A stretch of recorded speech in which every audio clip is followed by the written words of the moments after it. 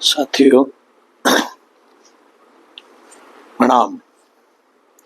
आपको पुस्तक हमारी भावी पीढ़ी और उसका नवनिर्माण वाङ्मय 63 पढ़कर सुना रहे थे।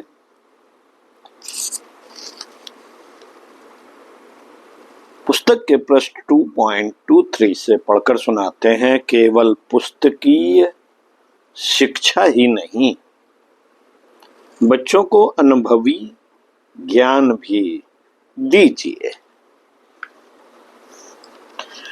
बच्चों की पुस्तकीय शिक्षा को ही संपूर्ण शिक्षा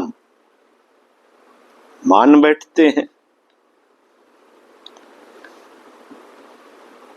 बालकों की पुस्तकीय शिक्षा को ही संपूर्ण शिक्षा मान बैठते हैं। बच्चा स्कूल जाता है और घर पर थोड़ा बहुत निर्देश के अनुसार पढ़ लेता है तो समझ लिया जाता है कि बालक की शिक्षा हो रही है। किंतु पुस्तकीय शिक्षा का वृत्त बहुत छोटा होता है। इस शिक्षा से बालक का जो मानसिक एवं व्यवहारिक विकास होना चाहिए वह नहीं हो पाता। वैसे पुस्तकीय शिक्षा से मानसिक विकास तो हो जाता है, लेकिन उसमें व्यवहारिक प्रयोग की कला उसे समझ में नहीं आती। ऐसा लगता है उसके पास पुस्तक का ज्ञान सब कुछ है, पर आसपास के ज्ञान से वह अनभिज्ञ है। अस्तु व्यवहारिक ज्ञान देने के लिए परिवारों में प्रयत्न किए जाने चाहिए। वैसे व्यवहारिक ज्ञान देने के लिए विद्यालय में अनेक गतिविधियां होती हैं। उन पाठ्येतर गतिविधियों के द्वारा बालक व्यवहारिक ज्ञान प्राप्त करता रहता है। खेलकूद, सांस्कृतिक, साहित्य, पर्यटन, प्रकृति निरीक्षण संबंधी अनेक गतिविधियां बालकों में व्यवहारिक कौशल लाती हैं। पर स्कूल में जो बात पुस्तकीय शिक्षा के लिए लागू होती है वह व्यवहारिक ज्ञान के लिए भी लागू होगी। विद्यालय के अध्यापक छात्रों के प्रति व्यक्तिगत ध्यान नहीं दे पाते। इस कारण अनेक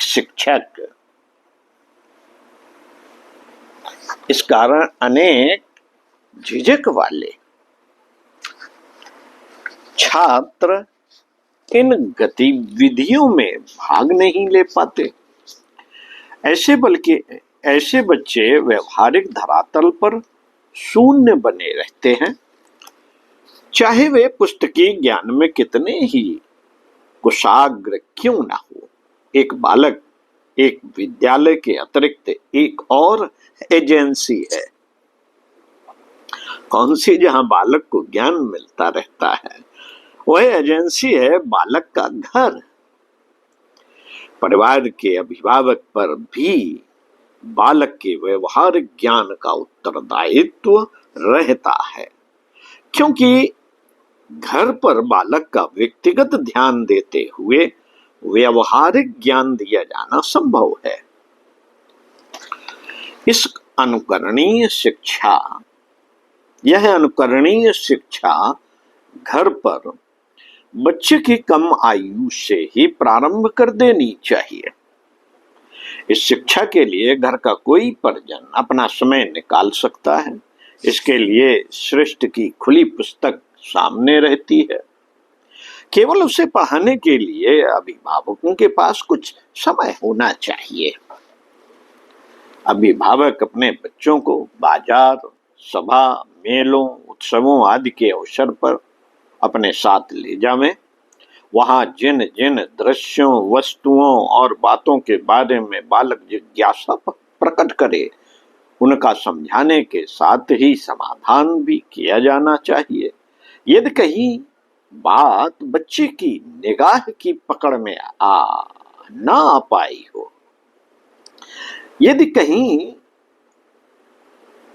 बात बच्चे की निगाह की पकड़ में न आ पाई हो, पर आप समझते हैं कि इसका अनुभव देना बालक के लिए उपयोगी है। ऐसे ज्ञान को आप अपनी ओर से बच्चे को दे दीजिए।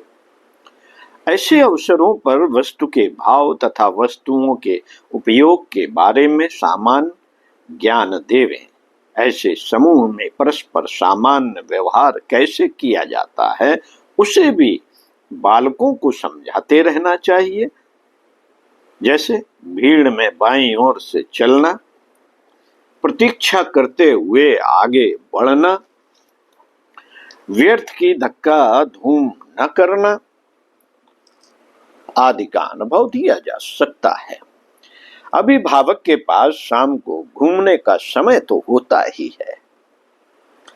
वह उसका उपयोग घूमने के साथ साथ बच्चों को व्यवहारिक ज्ञान देने के लिए भी कर सकता है। बच्चों को साथ ले जाकर प्रकृति के दृश्यों, पक्षियों, वनस्पतियों, पशुओं आदि के बारे में बतलावें।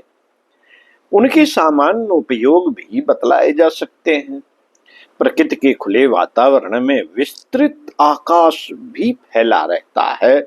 वहां के सूर्य, चंद्र, नक्षत्र, ग्रह आदि के बारे में भी सामान्य परिचय दिया जाना चाहिए। इस प्रकार बालक कुछ बातें पुस्तक से पढ़ लेता है और उनके संबंधी व्यवहारिक जानकारी भी प्राप्त कर लेता है। पुस्तकीय और व्यवहारिक ज्ञान का समन्वय हो जाने से बालक का ज्ञान बढ़ने के साथ साथ बालक की परिपक्वता भी बढ़ती है। एक बुद्धिमान अभिभावक ने अपने बच्चों के लिए एक व्यवहारिक विधि अपनाई। उन्होंने अपने बच्चों को अकेले में प्रकृति की खुली पुस्तक को पढ़ने भेजा, जो उनके लिए अपरिचित है। बच्चे घूम घाम कर जब लौटते हैं तो उस अपरिचित स्थल के बारे में प्रश्न पूछा। बच्चे कुछ जानकारी दे पाते, परंतु जितनी जानकारी की अपेक्षा वे रखते हैं उतनी नहीं मिल पाती। अस्तु वे पुनः निर्देश दे करके उसी मार्ग पर बच्चों को भेजते हैं।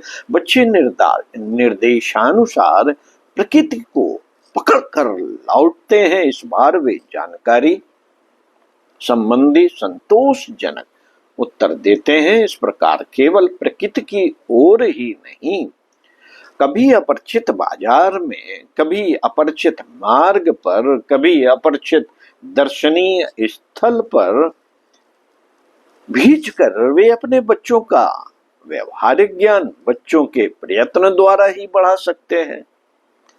परिणाम हुआ, बच्चों के व्यवहारिक ज्ञान का भंडार बढ़ने लगा, जो उनके भावी जीवन के लिए उपयोगी सिद्ध होगा।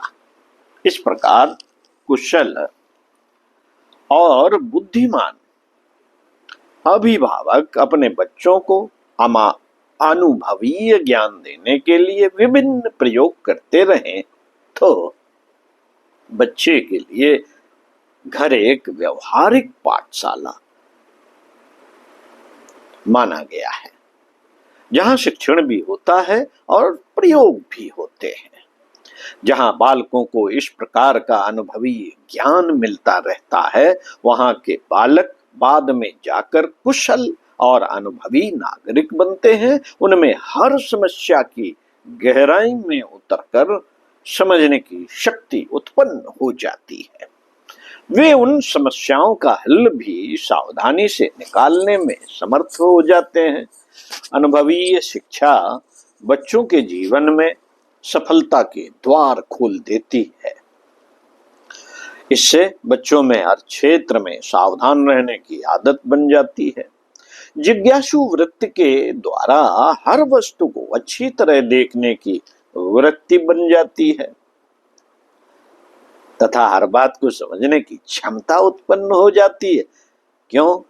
क्योंकि पशु, पक्षी, कीड़े मकोड़े, नदी, पर्वत, आकाश, प्रकृति के दृश्य आदि में मौन शिक्षण का भंडार भरा रहता है। इस मौन शिक्षण तक ले जाने वाला अभिभावक हर क्षण बालक के लिए तत्पर रहे। जो बालक प्रकृति के लिए विभिन्न अंगों को व्यवहारिक दृष्टि से आत्मसात कर लेता है, तो विद्वता के साथ साथ यथार्थ ज्ञान भी अनुभवी बन जाता है। इसके फलस्वरूप बालक के स्वभाव में प्रखरता आ जाती है,